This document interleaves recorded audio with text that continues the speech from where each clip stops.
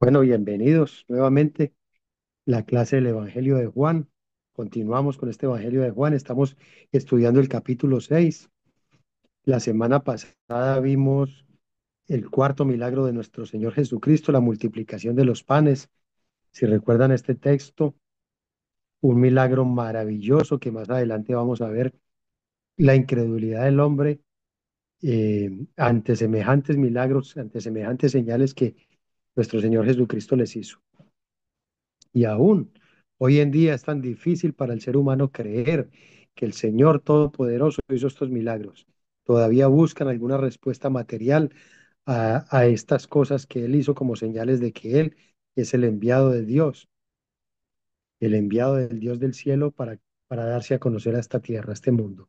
Hoy vamos a continuar con otro pasaje. Vamos a estar leyendo del versículo 16 al versículo 21 en este mismo capítulo 6. Juan capítulo 6, versículo 16 al 21. Lleva por título en la versión Reina Valera, Jesús anda sobre el mar. Esto pues obviamente es otra señal que el Señor hace, otro milagro que hace, que nos muestra su grandeza, su dominio sobre las cosas de la naturaleza. Y este es el quinto, la quinta señal o el quinto milagro que él hace, eh, o que Juan el Bautista relata en su evangelio. Juan el Bautista.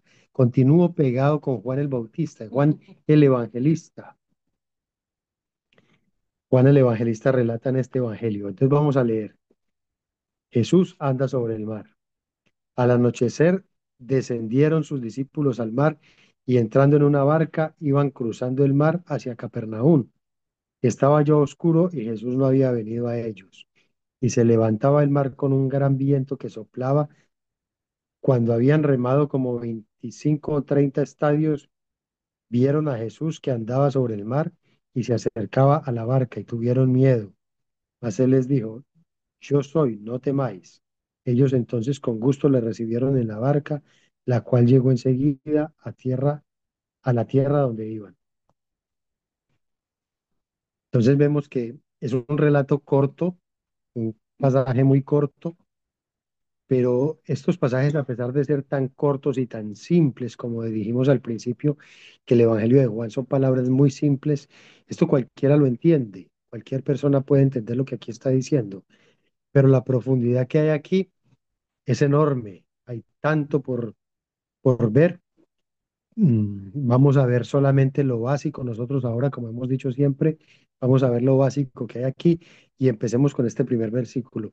Al anochecer descendieron sus discípulos al mar y entrando en una barca iban cruzando el mar hacia Capernaum. Aquí no es muy específico Juan porque los comentaristas suponen que Juan conocía las versiones de los otros evangelistas, de Mateo, Marcos y Lucas. Entonces no da mucho detalle, pero en los otros evangelios los detalles son que ah, al final del pasaje anterior, la multitud quería apoderarse de Jesús para hacerlo rey. Si se acuerdan de la última clase, estábamos hablando que por esa multiplicación de los panes, esta multitud veía que él los podía alimentar, que les sanaba a los enfermos, los podía alimentar. Entonces, ¿qué otro rey mejor que este? Un rey que podía dar sanidad, que podía alimentarlos. Entonces lo querían hacer rey, pero más por los beneficios que podían obtener de él. Aparte de eso, le estaba mostrando su gran poder. Y entonces esto les llevaba a pensar que con ese poder podía simplemente declararse rey y derrotar a los romanos que los tenían oprimidos.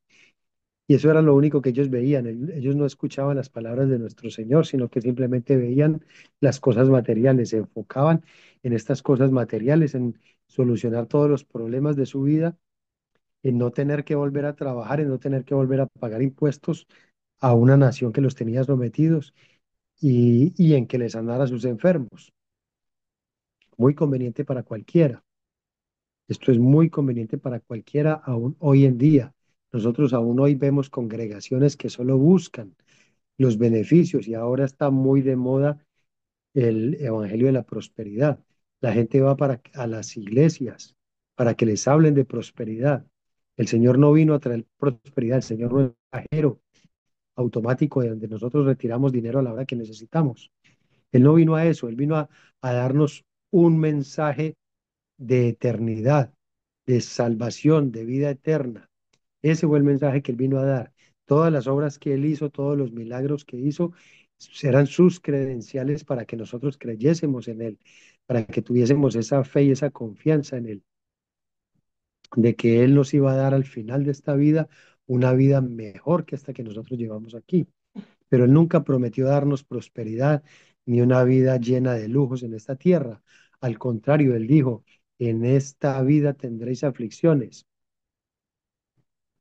en esta vida tendréis aflicciones. Así que nosotros tenemos que pensar que aquí vamos a tener muchas aflicciones, pero nosotros no tenemos que estar aferrados a estas cosas de esta vida, sino que nuestra mirada tiene que estar en la vida eterna. Entonces, estábamos hablando de estos dos primeros versículos donde los discípulos descendieron al mar. En en los evangelios sinópticos se dan otros detalles. Eh, Estábamos diciendo que la multitud quería hacer rey al Señor. Entonces, Él envía a sus discípulos adelante como para retirarlos de esta multitud y que no se fueran a contagiar de ese impulso que tenía esta multitud de hacerlo rey. Entonces los envía a ellos primero y les dice, vayan ustedes adelante, porque si él se iba con ellos en la barca, la multitud iba a salir corriendo detrás de ellos. Entonces lo que él hizo fue enviar a sus discípulos primero, después se retiró él a orar y la multitud se quedó allí tranquila, reposando después de esa cantidad de comida que habían tenido, se quedaron reposando y pensando que el Señor todavía estaba con ellos allí. Entonces ellos entraron a una barca, iban cruzando el mar hacia Capernaum.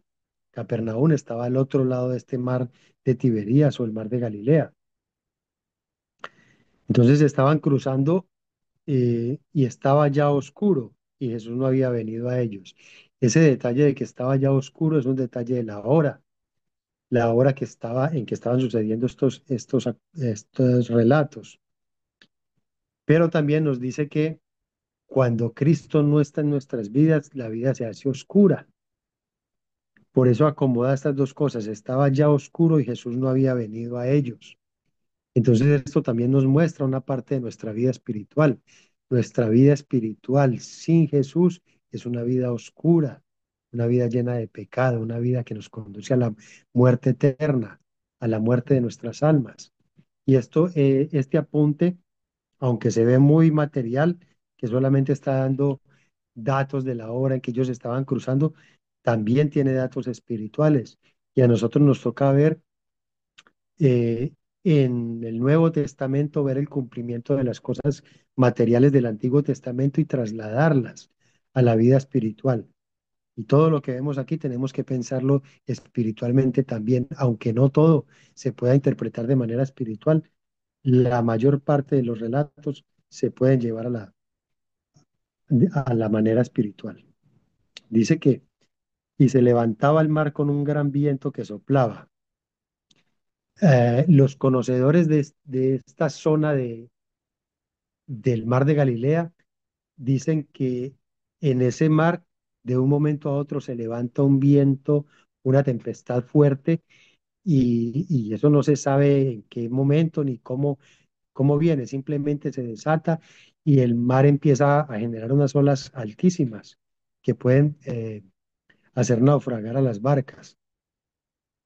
Y en ese momento se levantó una tormenta como aquellas, justo en ese momento en que ellos estaban cruzando.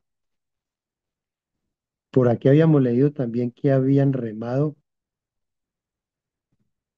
cuando habían remado como 25 o 30 estadios, vieron a Jesús que andaba sobre el mar. Estos 25 o 30 estadios traducidos a las medidas de nosotros hoy en día son como unos 6 kilómetros, 5 a 6 kilómetros más o menos.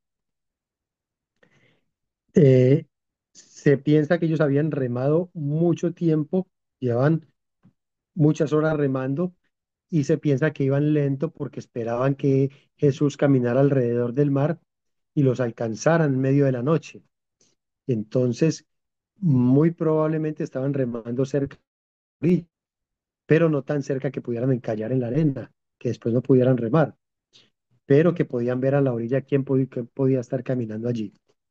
Estaban remando lento, aparentemente era esperando a Jesús, pero otra de las cosas que los llevaba a ir lentos era el viento fuerte, que ese viento fuerte no los dejaba remar de manera más rápida. Entonces, cuando habían remado como 25 o 30 estadios, vieron a Jesús que andaba sobre el mar y se acercaba a la barca y tuvieron miedo. Bueno, es apenas natural y es de los seres humanos tener miedo viendo a una persona caminando sobre el agua. Ellos habían visto a Jesús caminando con ellos a muchos lugares, había cruzado el mar en la barca con ellos.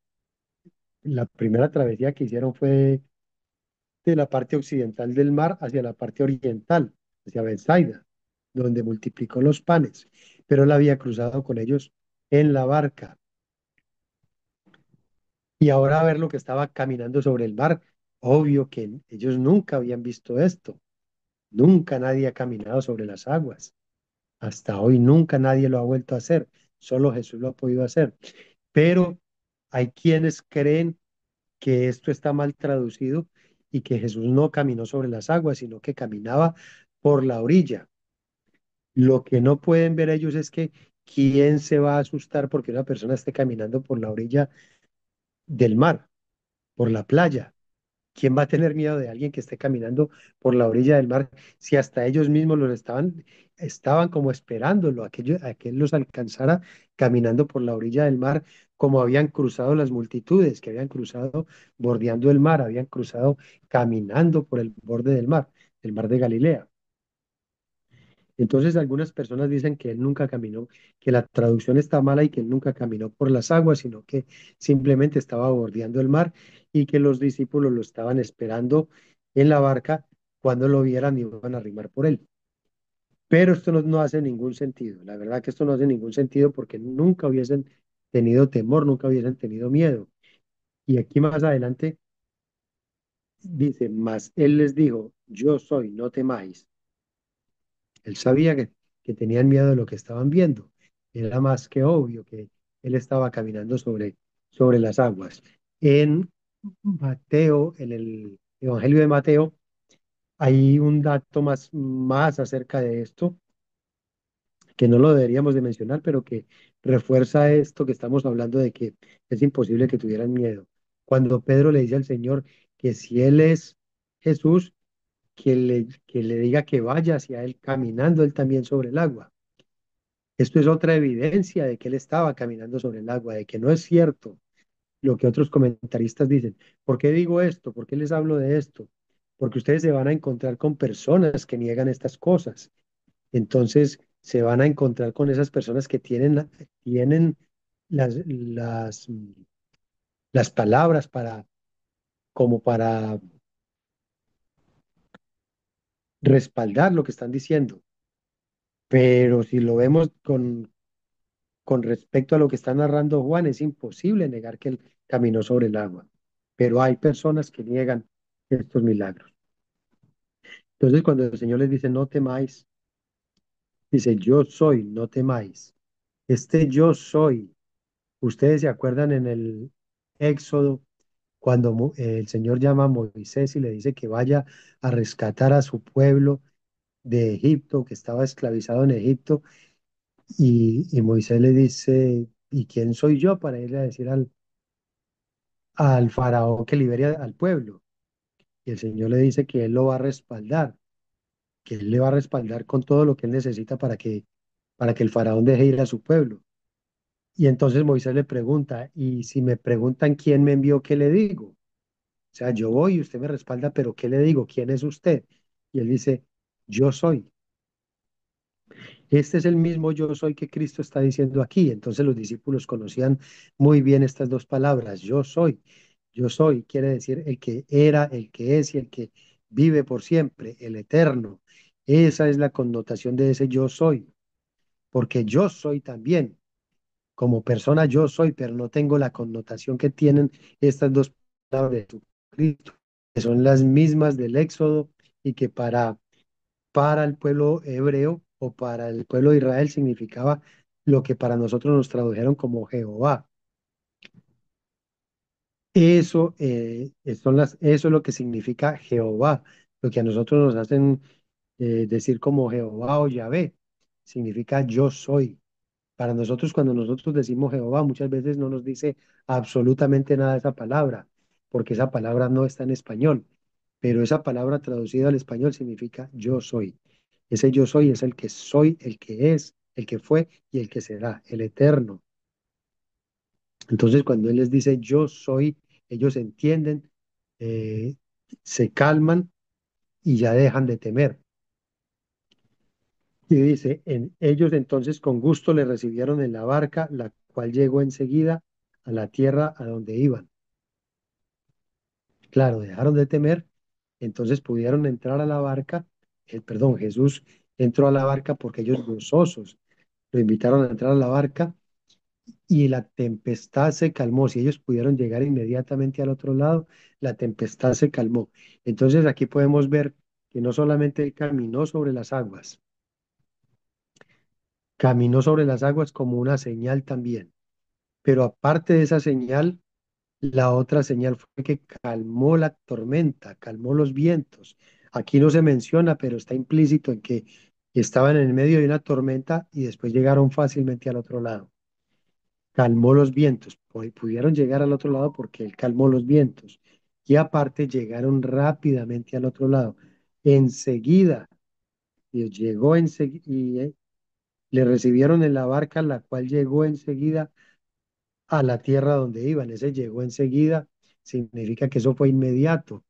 Para que esa barca llegara inmediatamente al otro lado, tuvo que haber ocurrido un milagro, porque si ellos iban remando toda la noche y no habían recorrido mucho tramo, entonces aquí ocurrió otro milagro más, no simplemente el de caminar sobre las aguas. Tres cosas ocurrieron ahí. Y si acudimos al Evangelio de Mateo, allí ocurrió otra cosa más, que fue que Pedro pudiese caminar sobre las aguas. Y esa parte de que Pedro caminó sobre las aguas es muy importante para entender el significado espiritual de este pasaje, de este milagro que el Señor hace. Vamos a recurrir a él un momentito, aunque no deberíamos porque estamos estudiando desde el Evangelio de Juan, pero vamos a recurrir a él para dar un comentario acerca de lo que significa espiritualmente esto. Cuando Pedro le dice al Señor, si eres tú, manda que yo vaya a ti. Él está mirando al Señor y el Señor le dice, ven. Y cuando el Señor le dice, ven, Pedro se baja de la barca y camina hacia él. Pero el relato dice que él miró hacia un lado, él tuvo temor, desconfió. Y cuando él desconfió, se estaba hundiendo y el Señor lo rescató. Dejó de caminar sobre el agua y el agua se lo estaba tragando. Y el Señor lo rescata y lo sube a la barca, pero porque él quitó la mirada del Señor. Entonces vamos a ver el significado espiritual. Aparte de que aquí hay señales milagrosas que son las credenciales de nuestro Señor para demostrar que Él era el Mesías que estaban esperando, esto también tiene un significado espiritual para nosotros hoy. Y el primer significado fue que la vida de nosotros sin Jesús es una vida oscura, porque decía que ya estaba oscuro, porque Jesús no había venido a ellos. Eso nos muestra nuestra oscuridad espiritual. Pero aparte, Jesús nos muestra que Él camina sobre las aguas. Y aquí tenemos que ver un simbolismo muy importante dentro de la palabra de Dios. La palabra de Dios está llena de simbolismos, llena de simbolismos. Cuando en la palabra se habla de aceite, el aceite significa el Espíritu Santo. Por eso nuestras lámparas deben estar llenas de aceite. Nuestras lámparas somos nosotros mismos y debe estar llena del Espíritu Santo. Nosotros debemos estar llenos del Espíritu Santo, que es ese aceite. Cuando el Señor habla de las muchas aguas, y estas muchas aguas las encontramos en el Apocalipsis, que es la revelación de la gloria de Cristo. En el Apocalipsis podemos ver que él habla de las muchas aguas o de alguien que se levanta sobre las aguas. Esas aguas son multitudes, son gente, son personas. Entonces, cuando la Biblia habla de estas aguas, la tenemos que multitudes, como personas. Entonces Él camina sobre las personas, Él tiene poder sobre esas personas. Y Pedro intentó hacer lo mismo, nosotros deberíamos hacer lo mismo, de poder caminar sobre las aguas, de no permitir que las aguas nos arrastren, nos traguen, nos devoren. Y esto es lo que el Señor nos está mostrando, que nosotros debemos caminar sobre esas aguas sin permitir que esas aguas, con sus turbulencias, con sus olas, con sus vientos, nos arrastren. Y esto le estaba pasando a Pedro. Pedro, cuando confió en el Señor y miró a él, pudo caminar sobre las aguas, pero cuando quitó su mirada de él, las aguas y las tormentas y las olas se lo llevaron, se lo estaban llevando, se lo estaban tragando. Entonces, para nosotros hoy nuestra mirada tiene que estar puesta en nuestro Salvador, en Jesucristo todo el tiempo. Si nosotros dejamos de mirar a Él, si nosotros dejamos de tenerlo a Él en nuestra mente, las corrientes de este mundo nos arrastran, porque al quitar nosotros la mirada de nuestro Señor Jesucristo, estamos poniendo la mirada en las cosas del mundo, que son esas aguas, que son las multitudes. Las cosas del mundo no son más que cosas que el hombre mismo ha creado para arrastrarnos. Y podemos hablar aquí de la música, la televisión, el cine, las modas. Todo lo que nosotros miremos es creación humana, que ha sido creado de las cosas que Dios creó. Todo sale de la tierra y de la creación de Dios. Entonces, cuando nosotros quitamos nuestras miradas de nuestro Salvador, estamos soltando la vida espiritual y estamos regresando a la vida material. ¿Se acuerdan cuando hablaba de Pedro y de Cefas? Que cuando estaba volviendo a su vida material le decía Pedro, Pedro, y perdón,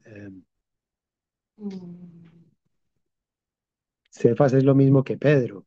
Simón, Simón, Simón, Simón. Gracias, Adriana, por ayudarme ahí. Cuando él estaba volviendo a la vida carnal, decía Simón, Simón. Pero cuando estaba haciendo las cosas bien y estaba mirando a nuestro Señor, decía Pedro, porque estaba siendo el nuevo hombre. Así somos nosotros, tenemos que ser esas nuevas criaturas y tener nuestra mirada siempre puesta en nuestro Señor Jesucristo, en su mensaje y en la salvación que Él nos regaló con su muerte en la cruz. Entonces, al quitar nuestra mirada, la estamos poniendo en las cosas que no nos convienen, en las aguas, y esas aguas nos van a arrastrar con sus turbulencias, con sus corrientes. Por eso él habla de las corrientes de este mundo. En algún pasaje él habla que no nos dejemos arrastrar por las corrientes de este mundo. Ahí están esas corrientes, corrientes turbulentas, corrientes de aguas. Las corrientes son las multitudes, las personas.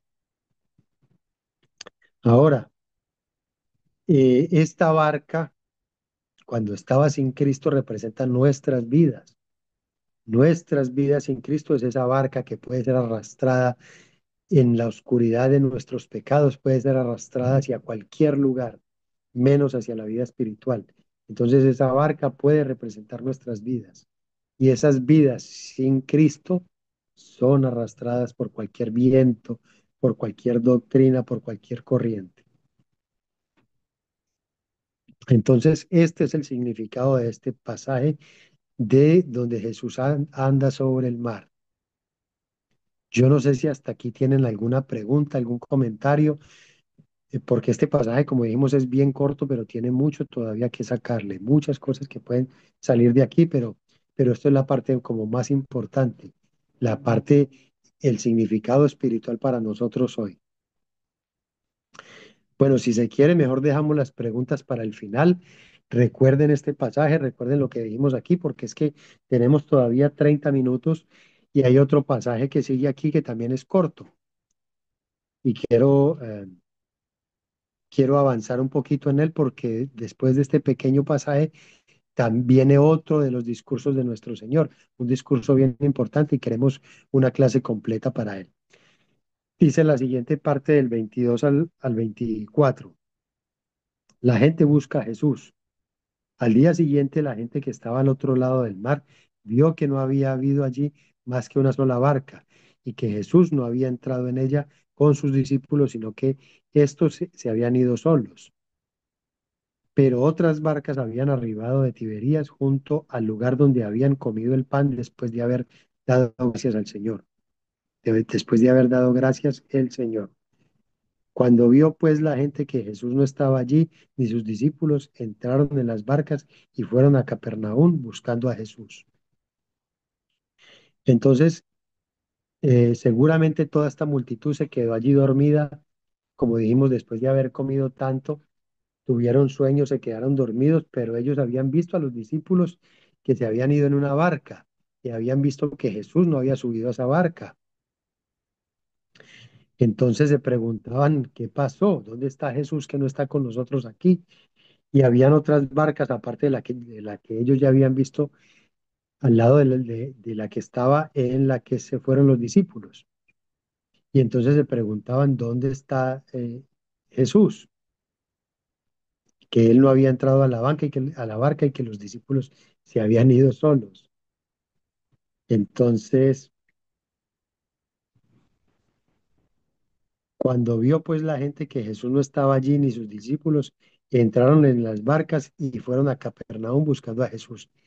Ellos seguían buscando a Jesús. Ellos seguían desesperados por ir tras él, pero como habíamos dicho al principio, ellos estaban buscando más milagros. Ellos querían ver más milagros. Ellos no lo buscaban por seguir el mensaje que él estaba dando, sino por ver lo que él estaba haciendo y lo que les estaba dando.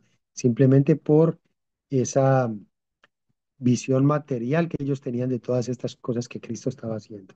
Solo miraban la parte material. Ellos no les interesaba la parte espiritual.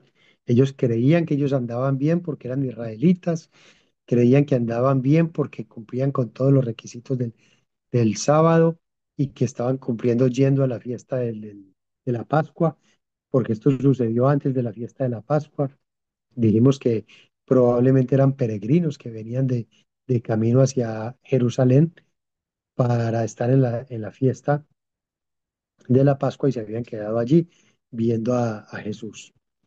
Entonces, ellos seguían viendo todas estas cosas como algo carnal porque su parte espiritual creían que la tenían asegurada, asegurada con lo que ellos habían seguido por tradición por miles de años, siguiendo la tradición de sus ancestros.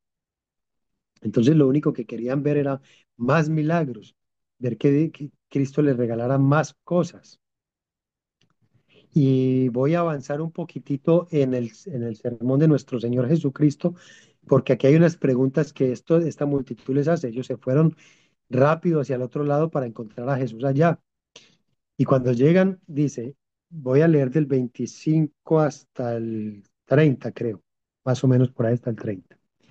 Y hallándole al otro lado del mar, le dijeron, Rabí, ¿cuándo llegaste acá? Respondió Jesús y les dijo, de cierto os digo, que me buscáis no porque habéis visto las señales, sino porque comisteis el pan y os saciasteis. Trabajad, no por la comida que perece, sino por la comida que a vida eterna permanece, la cual el Hijo del Hombre os dará, porque a este señaló Dios el Padre. Entonces le dijeron, ¿qué debemos hacer para poner en práctica las obras de Dios? Voy a parar aquí un poquito para ir viendo estos versículos. Dice, y hallándole al otro lado del mar le dijeron, Rabí, ¿cuándo llegaste acá? Esta pregunta de cuándo llegaste era muy obvia. Él llegó en el intermedio entre que ellos durmieron, entre que ellos habían comido, durmieron, y esa hora en que llegaron. Pero eso no era exactamente lo que ellos estaban preguntando. No era cuándo llegaste acá, sino cómo lo hiciste, porque nosotros no vimos que te había subido en la barca con los discípulos. ¿Cómo llegaste acá? Le estaban era haciendo como una especie de reclamo. Hiciste otro milagro para llegar hasta aquí, no nos dejaste verlo, porque lo que ellos buscaban era eso, ver todo lo que Cristo estaba haciendo. Hiciste otro milagro en medio de eso para llegar hasta aquí y no permitiste que nosotros lo viéramos. Esta es la connotación que tiene esa pregunta que ellos le hacen a nuestro Señor, no por el tiempo, porque ellos podían calcular fácilmente que había sido en el transcurso de la noche que él había llegado, sino cómo lo hizo. Que obviamente ellos se perdieron el milagro de caminar sobre las aguas, pero muy seguramente alguien se los pudo haber contado. Y el Señor le responde, de cierto os digo que me buscáis no por visto las señales. ¿Qué señales? Siempre seguimos hablando de estas señales como las señales que muestran que Él es el enviado de Dios, que Él es el verdadero Cristo. Cuando Juan el Bautista envía a sus discípulos a preguntarle, Juan ya estaba en la cárcel, y envía a sus discípulos a preguntarle al Señor si Él era el que estaban esperando o que si tenían que esperar a otro. El Señor le dice, ve y diles, ve y dile a Juan, díganle a Juan, los cojos andan, los ciegos ven, los sordos oyen. Él estaba mostrando todas esas señales que se habían profetizado de él, que los profetas habían hablado y que decían, cuando el Cristo venga, sucederán todas estas cosas. Y él va y les dice, estas son las señales de que yo soy. Entonces Juan se queda tranquilo, dice, sí, este es el Mesías, porque él conocía las profecías que hablaban de él. Entonces cuando el Señor les dice, que no porque habéis visto las señales, sino porque comisteis el pan y os saciasteis. Entonces le está diciendo, ustedes me están buscando solo por las señales que yo les estoy haciendo, solo por ver estas señales, pero no, perdón, por ver los milagros, por comer el pan, por recibir todo lo que yo estoy haciendo, pero no porque están viendo las señales que tenían que ver, porque ellos conocían muy bien las escrituras, ellos estudiaban las escrituras todos los días, conocían las profecías de Isaías, de Ezequiel, de Jeremías, conocían muy bien todas las profecías y todo eso hablaba de él. Entonces él le decía, no, no me están buscando para ver si yo estoy dando esas señales, no es por eso, me buscan porque comieron pan y quieren comer pan. Por eso después les dice, trabajad, no por la comida que perece, el pan es algo que perece, sino por la comida que a vida eterna permanece. Esa comida es el alimento espiritual, es la palabra del Señor. Esa palabra es la que nos alimenta nuestros espíritus y esa palabra no perece. Ese es el alimento que no perece, el que permanece, la cual el Hijo del Hombre os dará, porque a este señaló Dios el Padre. Este os dará puede interpretarse como que Él dará después de su crucifixión, pero a este punto no es cierto. Ese os dará es cuando crean verdaderamente en Él, porque lo único que nosotros necesitamos para recibir ese alimento espiritual, esa comida que nos lleva a vida eterna, esa comida que permanece, es creer en Jesucristo. En ese momento nosotros podemos recibir esa comida espiritual. Entonces, cuando Él dice que el Hijo del Hombre os dará, es cuando crean en Él. Pero hasta ese momento esa multitud no estaba creyendo en Cristo, no estaba creyendo en Él, simplemente lo querían hacer rey. Eh, Quiero recordarles aquí que cuando Él dice el Hijo del Hombre, este Hijo del Hombre que Él usa mucho cuando se refiere al mismo es referente a la profecía de Daniel.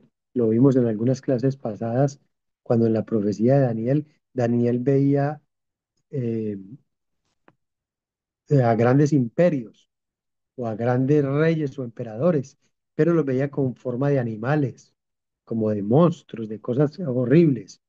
Pero cuando vio el reino de Dios acercarse, lo vio como el hijo de hombre, como un hijo de hombre. Por eso él se refiere al hijo del hombre, porque esta gente conocía muy bien estas profecías. Entonces él podía hablarles acerca de esto porque ellos lo entendían. Voy a avanzar otro poquitito. Al hijo del hombre os dará porque a este señaló Dios el Padre. ¿Cuándo lo señaló? Cuando señaló Dios al Padre al Hijo del Hombre. Cuando él fue bautizado, Juan el Bautista dio el testimonio que los cielos se abrieron, descendió el Espíritu Santo en forma de paloma, se posó sobre su hombro y del cielo se escuchó una voz que decía, este es mi Hijo amado en quien me complazco o en quien tengo complacencia. Entonces ahí lo está señalando que ese es el enviado de él, ese es su Hijo amado, su Hijo unigénito. Ahí lo señala como el Mesías, como el enviado de Dios. Entonces cuando él dice, el Hijo del Hombre os dará, porque a este señaló Dios el Padre, y es ese momento donde el Padre señaló a Cristo como el enviado de él. Entonces le dijeron, ¿qué debemos hacer para poner en práctica las obras de Dios? Respondió Jesús y les dijo, esta es la obra de Dios, que creáis en el que Él ha enviado. Aquí otra vez, estas multitudes se están preguntando qué debemos hacer para poner en práctica las obras de Dios. Se supone o se presume que las obras de Dios son las obras de la ley que ningún ser humano ha podido cumplir. La ley de Dios, volvemos a la ley de Dios, a los 10 mandamientos. ¿Quién de nosotros ha podido cumplir los 10 mandamientos? Nadie. El que diga que ha podido cumplir los 10 mandamientos es mentiroso y hace mentiroso a Dios, porque todos hemos pecado y si hemos pecado, hemos violado la ley de Dios. Hay un pasaje de un hombre rico que se le acerca al Señor y le dice, Maestro bueno, ¿qué debo hacer para heredar el reino eterno, para heredar la vida eterna? Yo no sé si yo lo hablé en alguna clase, pero lo voy a recordar aquí. Maestro bueno.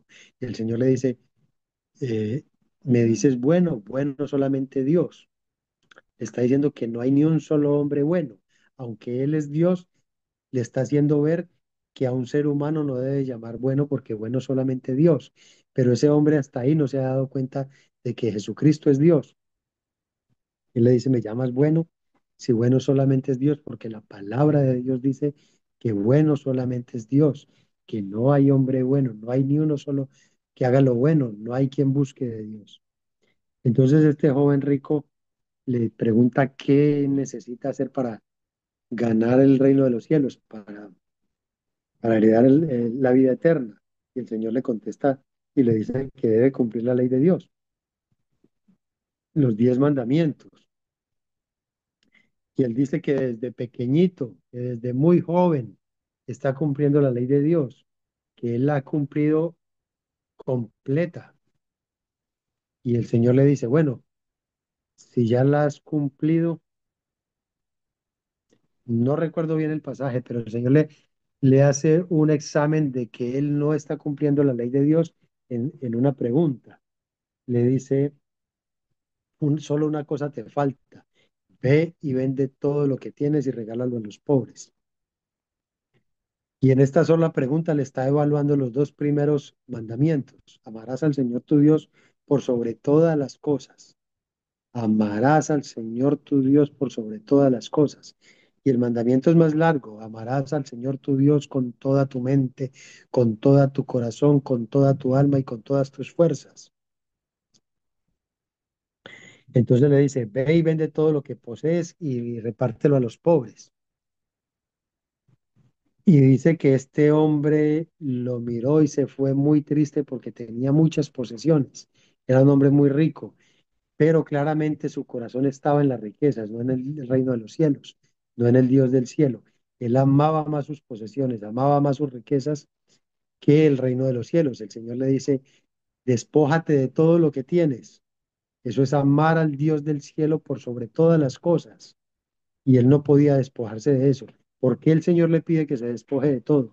Él no nos está pidiendo a nosotros que nos despojemos de todo en ese pasaje.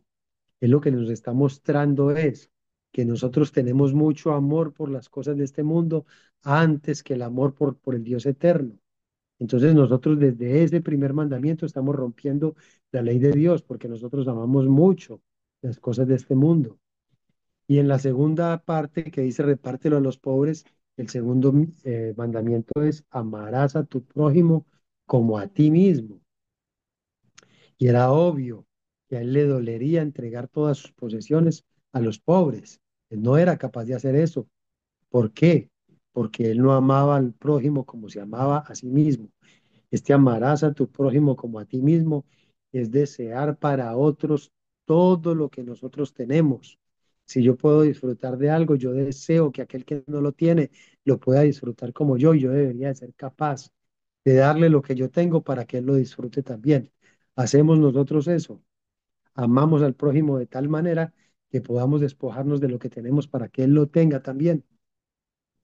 No lo hacemos. En estos 2 primeros mandamientos nosotros rompemos la ley de Dios. Entonces, esta multitud le pregunta qué debemos hacer para poner en práctica las obras de Dios. Están preguntándole, ¿estaremos bien porque nosotros cumplimos los mandamientos? Y es mentira, nadie cumple los mandamientos. Ellos estaban cumpliendo una cantidad de reglas que los mismos fariseos y saduceos les impusieron, pero la ley de Dios no la estaban cumpliendo. Y entonces ellos preguntan qué debemos hacer, cuáles son las obras que tenemos que hacer para estar bien y para ganarnos el reino de los cielos. La pregunta es, ¿qué debemos hacer para poner en práctica las obras de Dios? Para poner en práctica las obras de Dios. O sea, no es ni siquiera qué más debo hacer aparte de cumplir la ley. No, que cómo ponemos en práctica, cómo podemos poner en práctica las obras de Dios o la ley de Dios. Respondió Jesús y les dijo, esta es la obra de Dios, que creáis en el que Él ha enviado. ¿Qué le está diciendo? No tienen que hacer nada, ustedes nunca van a ser capaces de cumplir la ley de Dios. No tienen que hacer nada, nada, ni siquiera cumplir esa ley, sino creer, creer, que creáis en el que Él ha enviado, en el que Dios ha enviado. Lo único que tenemos que hacer nosotros es creer. Recuerdan en un pasaje también anterior que habíamos leído esta parte de que crea, para que crean en el que Dios ha enviado. ¿Y qué implicaba ese creer? Implicaba varias cosas. Implicaba que el creer era aceptar que había sido, que Jesucristo es el enviado de Dios. Creer que lo que Él dice es verdad, que todo lo que Él dice es verdad. Entonces nosotros ya tenemos que empezar por creer que Él vino del cielo, que Él es el enviado de Dios, que es el Hijo de Dios, que lo que habla es verdad. Entonces, que lo que es, si lo que Él habla es verdad, entonces lo tenemos que obedecer. Eso es creer, eso implica creer. Entonces, ¿qué es lo que tenemos nosotros que obedecer? Obedecer todo lo que Él dijo. Y para nosotros obedecer todo lo que Él dijo, tenemos que hacer lo que estamos haciendo hoy, estudiar las Escrituras, ver qué es lo que Él nos demanda, qué es lo que Él necesita que nosotros hagamos. Y cuando él, al principio de este evangelio, estaba hablando, decía Juan el Bautista, arrepentíos, arrepentíos y bautícense. ¿Arrepentíos de qué? De andar una vida sin Cristo, de andar una vida de espaldas a Dios, de andar una vida siguiendo al mundo y pecando. De eso nos tenemos que arrepentir nosotros. Y ese arrepentimiento, como lo recordábamos esta semana, es como ir por un camino en una dirección y darse cuenta que va mal y devolverse en la dirección contraria. Entonces nosotros caminábamos en contra de Dios, dándole la espalda a Dios. Ahora nos arrepentimos, damos la vuelta y ponemos nuestra mirada en Dios y caminamos hacia Él. Antes nos alejábamos de Él, ahora caminamos hacia Él porque necesitamos esa vida eterna, porque deseamos esa vida eterna, porque nos damos cuenta que andábamos perdidos y que íbamos derecho al infierno, que la paga del pecado es la muerte, muerte tanto física como espiritual. Entonces ahora nosotros nos aferramos a esa salvación maravillosa de Cristo, quien pagó por nuestros pecados y quien nos pide que nos arrepentamos, que vivamos una vida recta delante de Él, que confesemos nuestros pecados todos los días y que tratemos de cumplir todas las cosas que Él demanda de nosotros. Entonces, para conocer todas estas cosas es que nosotros estudiamos las Escrituras. Vamos a avanzar otro poquitico. Le dijeron entonces en el versículo 30, ¿qué señal pues haces tú para que veamos y te creamos? ¿Qué obra haces? Prácticamente no habían visto nada, solo multiplicó los panes, le dio de comer con 5 panes a 5.000 personas, a más de 5.000 personas, multiplicó los peces, sanó a los enfermos y ellos le están pidiendo qué señal haces, qué señal haces tú para que veamos y te creamos, qué obra haces. Entonces, ¿qué le están diciendo a ellos con esta pregunta? Ok, nosotros podemos creer en ti, nos estás diciendo que creamos en ti. ¿Qué obras vas a hacer para que nosotros te creamos? Y era poquitico lo que él había hecho hasta ahí. ¿Por qué era poquito? Porque ellos conocían tanto la palabra de Dios que recordaban que Moisés les había dado pan del cielo por 40 años. Y le vienen a decir a Cristo, prácticamente le estás diciendo, y tú nos das pan una vez y esperas que creamos en ti. Le están diciendo que Moisés era mayor que Cristo, que era mucho más grande que él, porque Moisés les dio pan por 40, los alimentó por 40 años. Entonces, ¿qué señal nos das para que nosotros podamos creer? Algo más grande que lo que hizo Moisés. Aliméntanos por el resto de la vida, aliméntanos hasta la eternidad, haz algo para que nosotros creamos en ti. Entonces aquí podemos ver cómo ellos todavía tienen su mirada en las cosas terrenales, todavía ven la vida de forma material, todavía no pueden elevar su mirada hacia las cosas espirituales. Están viendo al Señor haciendo señales y todavía esperan más. Para ellos habían más señales en Moisés, porque Moisés hizo los milagros o las señales delante del faraón, y aparte los alimentó en el desierto. Entonces le estaban demandando que hiciera algo más grande que eso, porque para ellos no era suficiente el que les hubiese dado pan una sola vez. Aquí podemos mostrar, aquí podemos visualizar la incredulidad del mundo. Cuán incrédulos somos nosotros, cuán incrédula fue esta multitud en este tiempo y cuán incrédulos somos nosotros hoy. Nosotros hoy tenemos toda la revelación desde el Antiguo Testamento hasta el Nuevo Testamento. Se nos están mostrando grandes milagros, grandes prodigios, señales maravillosas, señales de que el Dios del cielo es un Dios vivo, un Dios que nos guía, que todo el tiempo está con nosotros. Y hoy en día la gente todavía espera señales. Yo esperé señales antes de conocer la verdad. Antes de conocer esta verdad, yo esperé señales. Yo esperaba que hubiese alguna manifestación maravillosa, pero porque nunca había leído las escrituras y nunca había conocido de qué se trataba todo esto, nunca había visto la grandeza de la palabra de Dios, lo, los grandes prodigios que el Dios del cielo ha hecho para traernos a nosotros hoy, para darnos salvación y vida eterna. Nosotros, como humanidad, hoy demandamos señales. Ustedes pueden ver en multitudes de personas que dicen, ¿y dónde está ese Dios? ¿Dónde está ese Dios que permite esto? ¿Dónde está ese Dios que permite aquello? A Dios le cargamos la culpa de todo. A Él le cargamos la culpa de todo. Y la gente dice, ¿y dónde está ese Dios que permite esto?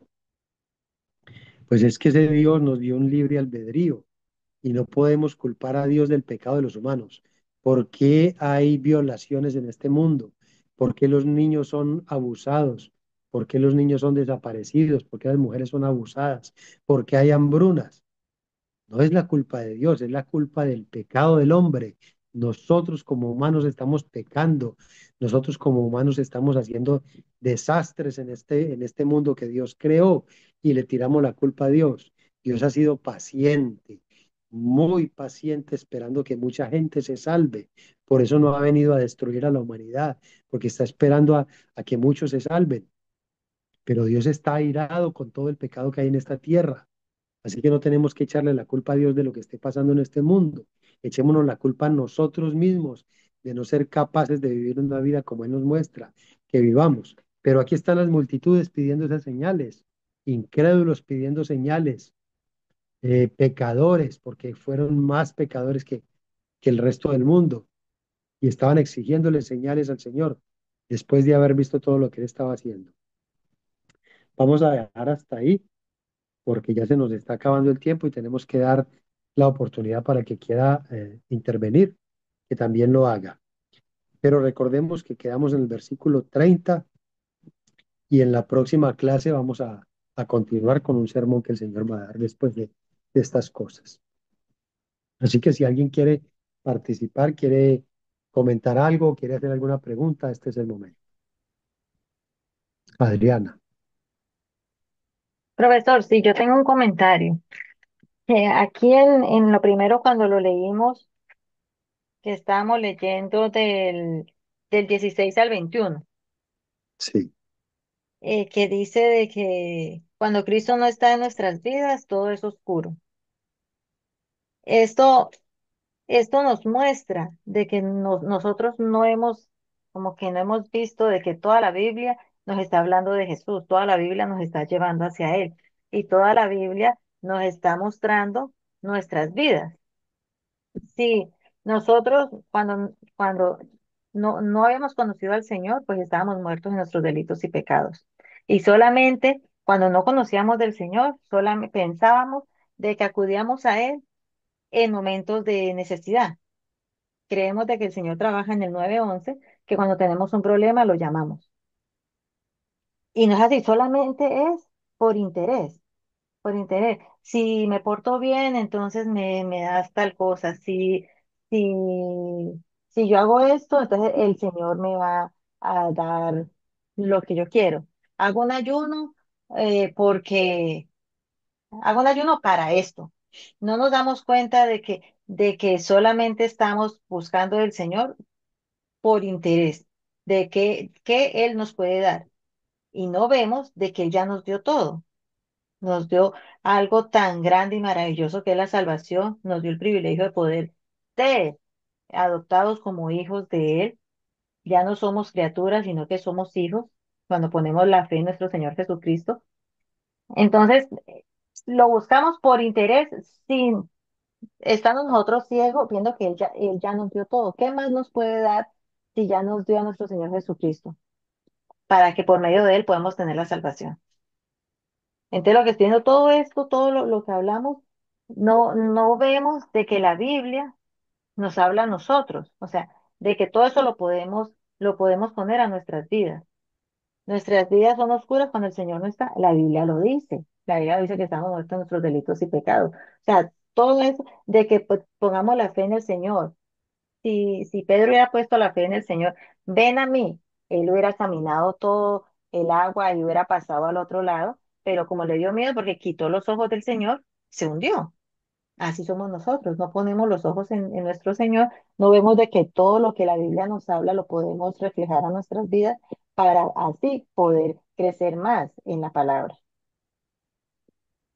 Así es, esa es la verdad. Hay otro comentario acerca de ese pasaje, y es que aunque nosotros estemos en una situación bien difícil, el Señor demostró que Él quiere ayudarnos, que Él va a estar ahí para ayudarnos en los momentos, todos los momentos difíciles, eh, Él quiere suplir necesidades. Él suplió las necesidades de salud, suplió las necesidades de alimento, suplió las necesidades de estas personas que iban en esta barca. Y Él va a estar ahí en el momento preciso para ayudarnos. Él quiere ayudarnos, pero no tenemos que buscarlo solamente por eso. Nosotros tenemos que tener esa confianza de que Él está con nosotros para ayudarnos, pero tenemos que tener esa fe en Él, una fe verdadera en Él. Él va a estar con nosotros en todo. Y Él mismo prometió. Y en un pasaje en Mateo habla de que el Señor va a suplir nuestras necesidades de comida, de vestido, va a suplir todas nuestras necesidades. No tenemos que preocuparnos de esas cosas. Pero nosotros vivimos nuestras vidas preocupados de todas estas cosas sin tener en cuenta de que Él está allí también preocupado por nosotros. No preocupado porque Él sabe lo que nos va a dar, pero que Él está interesado en nuestras necesidades. Pero nuestras miradas tienen que estar en Él como el Salvador y no como el que suple necesidades. Muy bueno el comentario, Adriano. ¿Alguien quiere comentar algo más? Mari, nuestra hermana Mari, quiere hacer un comentario también. A Dios les bendiga. Amén, amén, igual, hermano. En el capítulo 28, el último que leímos, bueno, fue el 28 y el 29. Está una pregunta bien interesante que me puso a pensar, ¿qué debemos hacer? Entonces le dijeron, ¿qué debemos hacer para poner en práctica las obras de Dios? Esa es una pregunta que nosotros también debemos de hacer. ¿Qué debemos hacer para poner en práctica las obras de Dios? Y es tan sencillo lo que Jesús les respondió, que era simplemente creer, que creyeran en Él. Pero ellos, viendo todo lo que Jesús hizo, no creyeron. Y dice aquí un comentario. lo que agrada a Dios no surge de lo que nosotros hagamos del trabajo que hacemos, sino de ver en quién creemos. El primer paso es aceptar que Jesús es el que dice ser. Todo desarrollo espiritual se edifica sobre esta aseveración. Declare a Jesús. Nosotros debemos de declarar a Jesús como lo hizo Pedro. Tú eres el Cristo, el Hijo del Dios viviente. Y ahora nosotros tenemos la palabra y tenemos más recursos para creer eso, todo la vida de Jesús, lo que Jesús dice, lo que Dios dice, que Él envió a su Hijo para que nosotros tuviéramos vida eterna y vida en abundancia. Y es tan sencillo creer, pero también entendemos que la fe tiene que venir por el oír y el oír la palabra de Dios. ¿Verdad? Si no escuchamos, si no leemos, pues nuestra fe no puede ser este crecida, no puede crecer nuestra fe. Y bueno, a mí me llamó la atención esta pregunta. Amén, amén. Muy bueno el comentario. A propósito de eso, estaba leyendo usted hizo un comentario y decía que eso implicaba creer que Él es quien dice ser. Y lo habíamos dicho anteriormente también, en que eso era la primera parte del creer, el tener esa fe en el que Él es el Hijo de Dios. Si nosotros no tenemos eso claro, la fe de nosotros está cojeando. Pero esta fe también es un don de Dios, porque Ujú, en el libro, en la carta a los Efesios, Pablo le escribe a los Efesios y le dice que la fe también es un don de Dios. Así que eso es un regalo que Dios nos hace. Nosotros tenemos que, cuando estemos orando, pedirle al Señor que nos aumente la fe, que nuestra fe crezca. Pero esa fe va a crecer, como dijo nuestra hermana Mari, solo cuando estamos en la palabra, solo cuando estamos leyendo las escrituras. No hay otra manera en que esa fe crezca sino viendo ujú, todo lo que el Señor ha hecho de principio a fin. Adriana también hablaba de que desde el principio nos está hablando de Jesucristo. Tenemos pendiente ujú, una clase sobre evangelismo y el evangelio empieza desde Génesis 1:1. Desde ahí empieza el evangelio, porque nosotros tenemos que hablar de Jesucristo y al hablar de Jesucristo tenemos que hablar de desde cuándo Él es y desde cuándo Él ujú. es, desde antes de Desde el la principio. fundación del mundo. Él es desde antes de la fundación. El Evangelio empieza desde antes de la fundación del mundo. Entonces el Evangelio tiene una cantidad de facetas. Y tengo un gráfico donde nos muestra por lo menos 15 facetas. Y esas facetas nos hablan desde la eternidad pasada, la fundación del mundo, la caída del hombre, la venida de Cristo, su ministerio en esta tierra, la muerte en la cruz, su sepultura, la resurrección, la ascensión al cielo, su vida en este momento, en esa eternidad, el regreso de Cristo y después la eternidad futura. Así que nosotros para hablar de ese evangelio tenemos que leer las escrituras desde Génesis 1:1 hasta Apocalipsis 22, ya no sé, me acuerdo el versículo final, porque todo eso nos está hablando del evangelio. En el Apocalipsis, ¿qué estamos viendo en el Apocalipsis? Nos estamos revelando La dónde está revelación. Jesús en este momento, su reino en este momento, de su gloria. Revela todo eso y nos está mostrando el reino futuro de él. Así Ujú. que esa clase está pendiente y como decía Adriana, el Evangelio empieza desde por allá. Desde allá nos están hablando de Jesucristo. Desde Génesis nos están prometiendo el Mesías. ¿Alguien más tiene algo que decir o alguna pregunta que hacer? ¿Algo que no le haya quedado claro? Parece que todo está claro, entonces vamos a orar y nos despedimos. Padre, nuevamente te damos muchísimas gracias, Padre, por tu palabra. Te damos gracias por habernos atraído a ti por tenernos ahora estudiando tu mensaje, tu consejo, tu sabiduría. Llénanos de esa palabra, Señor, llena nuestras mentes, nuestros corazones. Ayúdanos a comprenderla, ayúdanos a vivirla, ayúdanos a ayudar a otros también, Padre Santo. Que podamos ser luz para otras personas, pero una luz que alumbre y los guíe en la oscuridad hacia la verdadera luz, hacia la luz del mundo, que es Jesucristo. Te damos gracias, te clamamos tu bendición por cada uno de los que escucharon este mensaje, por los que los van a escuchar, que sea de gran provecho para sus vidas espirituales, que puedan poner en práctica todo lo que aprendan y que sigan estudiando, Señor, porque aquí todavía hay mucho, mucho que aprender en todos estos pasajes.